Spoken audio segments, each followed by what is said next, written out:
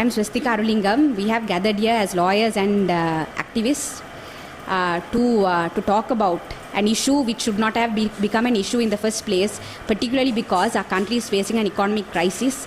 Our children are not going to schools because they don't have food to eat at home, and because their parents are not getting paid enough wages. So parents are unable to bear the cost of living and send their children to school. So these are very important issues which our country is currently facing, but our parliamentarians, including very responsible minister, the education minister, has decided to focus his attention on the attire of women.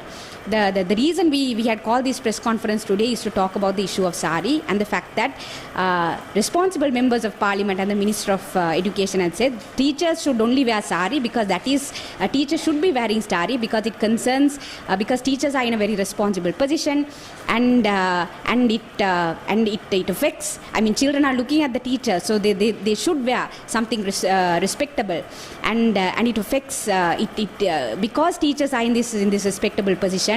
They need to uphold our culture and tradition, and therefore teachers must wear the sari. Now there are several problematic issues in the statement of the Minister of Education, particularly because first and foremost he is the Minister of Education and he can't talk as if he's just like anybody else. He's in a responsible position, so he needs to be conscious of what he is saying in Parliament as well as in public spaces. First and foremost, when you talk about the economic crisis, men should not be telling women what attire we should wear during an economic crisis, because sari, much as everyone likes to call it cultural and that this and the other, sari is not a inexpensive attire. When you wear a sari, you need to wear a blouse, you need to wear an underskirt, you need to iron the sari. It takes several minutes to iron the sari, and you need to dress the sari also before you come to work. On top of looking after, because the domestic burden of looking after children also falls on women in this country. On top of everything else, you need to get dressed into a sari also. So getting dressed in a sari is not as simple as what the male ministers like to think.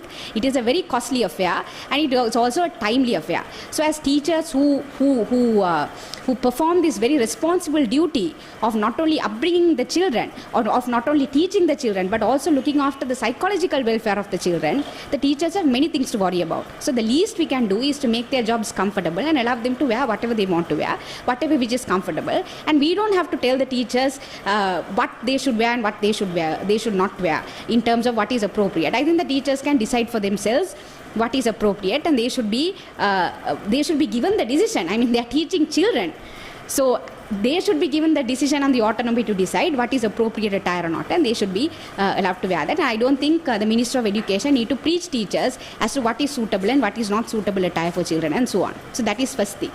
The second thing is this whole emphasis on culture. It's very ironic that men who wear pants and shirts and so on, and men who travel in, for instance, motor vehicles and use cell phones and use every other thing which is used and produced from Western countries, have the audacity to talk about culture when it comes to women's attire. None of us are following culture here. There is nothing called culture as such, because all our cultures are intermingled and mixed up. And there is nothing called traditional culture, and someone has to, particularly the woman, has to be the bearer of culture, is something which is ridiculous. Because I can challenge and ask the Minister of Education whether he only travels in a bullock cart and he does not use cell phones and he does not use anything which comes from the Western from Western states and Western culture, and whether he does not himself wear a Western attire is some question which I want to ask. So this women has to be the bearer of culture is also another ridiculous argument, and it is only usually the argument of culture only comes about when it comes to women's attire. No one questions as to why male teachers, for instance, wear pants and shirt, and then the cultural argument does not come. So this cultural argument in itself is contradictory and ridiculous. And the third thing, which is the most important thing, is when we say teachers are in a respectable positions and children look up to teachers and therefore teachers have to wear sari, what is the message we are sending to the younger generation? That a woman has to be only respected if she wears a sari. And this is a very important question which I want to raise, because when a woman goes through sexual harassment and rape and sexual assault, the first question which anyone raises in this society, including the police and including society and including the media, is what was she wearing? That is the first question which anyone raises. So when you continue to intermingle culture and the respect of women with her attire, then what is our children thinking? They are thinking that only a woman who dresses sari should be respected and every other woman does not have to be respected. And this is what feeds into this culture of misogyny and patriarchy, which says that women only has to be respected if she is attired in a particular way. And much as the Honorable Minister might not have thought about these things, this is something which affects women on a day-to-day basis, where when she goes through sexual violence, the first question which is asked from her is, what were you wearing? Why were you wearing that? Did you provoke the man by wearing a certain attire?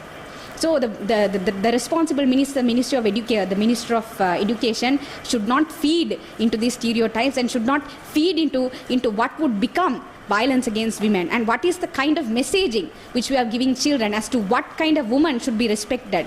A woman need not be respected based on her attire. A woman should be respected based on the type of job she does and whether she does her job well or not. And that is why a teacher should be respected, whether she has done a job well or not. That is when the teacher's respect comes.